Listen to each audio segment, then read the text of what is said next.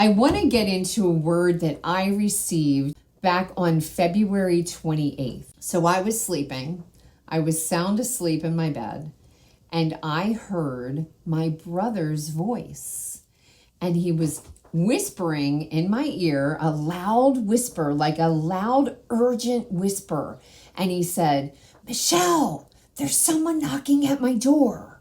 That's what I heard. My brother's voice. Now, this woke me up out of a dead sleep because it's my brother, right? Like, and I know my brother's voice, right? Like, so when you hear a familiar voice like that, like that's waking you up. It woke me up out of a dead sleep. And my first thought was, oh my, like what's going on? There's something happening at my brother's house. I need to pray for my brother, right? So my first thought was, I need to pray for my brother that everything's okay at his house.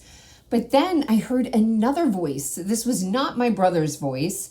I heard another voice, and it said, be on guard, be on alert. The day of the Lord is coming. Whew, that's heavy, right? That's heavy. I heard that so clearly. And then I repeated it. I heard it and I repeated it out loud. And then I've said it again. And I was like, I don't want to forget this. And I reached over next to my bed and I grabbed my notebook. I grabbed my pen and I scribbled down on the pen, like on the notebook. If you could see it, it looks like a mess. Like it's dark, I can't see. And I wrote on there, be on guard, be on alert. The day of the Lord is coming, right? And then I turned to look at the clock to see what time it was to put the time down. And the time was 3:33.